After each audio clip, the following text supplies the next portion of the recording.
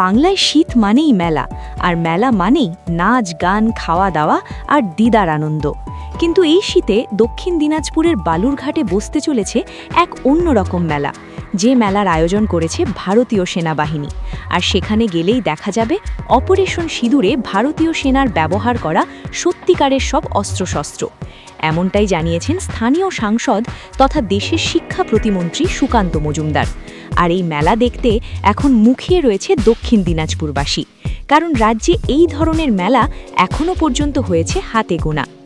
দিন কয়েক ধরেই বালুরঘাটে দেখা যাচ্ছিল সেনাবাহিনীর বিভিন্ন অস্ত্রশস্ত্র ও ট্রাক।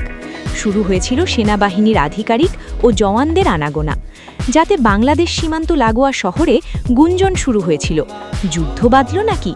অবশেষে সেই আশঙ্কা কাটল কেন্দ্রীয় শিক্ষা প্রতিমন্ত্রী সুকান্ত মজুমদারের বক্তব্যে। কেন্দ্রীয় শিক্ষা প্রতিমন্ত্রী জানিয়েছেন, ২১ ও ২২ ডিসেম্বর বালুরঘাট শহরের ডিএসএ স্টেডিয়ামে আয়োজিত হবে সশক্ত সেনা সমৃদ্ধ ভারত মেলা। এখানে সেনাবাহিনীর বিভিন্ন অস্ত্রশস্ত্র দেখতে পাবেন সাধারণ মানুষ। মেলায় আসতে জেলার মানুষকে আমন্ত্রণ জানিয়েছেন তিনি।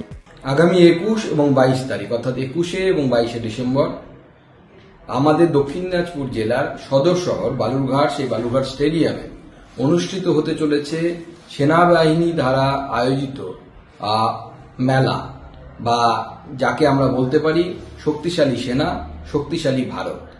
এটাকে আমরা আমাদের সহজ ভাষায় আর্মি মেলা বা সেনা মেলা নামে অভিহিত করছি।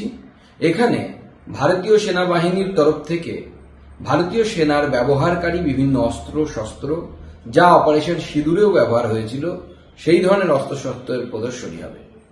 এই মেলার উদ্দেশ্য ভারতবর্ষের সেনাবাহিনী কতটা শক্তিশালী হয়েছে মাননীয় প্রধানমন্ত্রী শ্রী নরেন্দ্র মোদীর নেতৃত্বে তা জেলাবাসীকে দেখানো, তার সাথে জেলার যারা যুবক যুবতী আছে তাদেরকে উৎসাহিত করা, অনুপ্রাণিত করা, যেন তারা আরো বেশি করে দেশের সেনাবাহিনীতে অংশগ্রহণ করতে পারে, দেশের সেনাবাহিনীর অঙ্গ হিসেবে ভারত মাতার সেবা করতে পারে।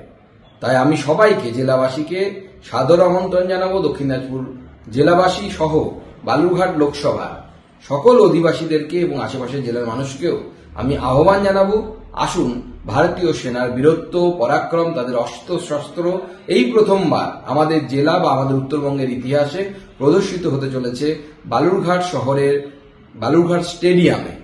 সেই ডিএসএ স্টেডিয়াম অর্থাৎ ডিস্ট্রিক্ট স্পোর্টস অ্যাসোসিয়েশন তাদের যে স্টেডিয়াম, সেই স্টেডিয়ামে আয়োজিত হতে চলেছে সশক্ত ভারত, শক্তিশালী সেনা। সেই আর্মি মেলাতে সবাই আসুন এবং সবাই দেখুন ভারতীয় সেনার বীরত্ব এবং পরাক্রম। শুধু সেনাবাহিনীর অস্ত্রশস্ত্র নয়, এই মেলায় সেনাবাহিনীর বিভিন্ন কসরতও দেখতে পাবেন সাধারণ মানুষ। নিজেদের শৃঙ্খলা, দক্ষতা ও শৌর্যের নিদর্শন দেখাবেন ভারতীয় সেনা জওয়ানরা। তাই বালুরঘাট তথা দক্ষিণ দিনাজপুরের বাসিন্দারা এই মেলায় যেতে ভুলবেন না কিন্তু। ব্যুরো রিপোর্ট, মাধ্যম।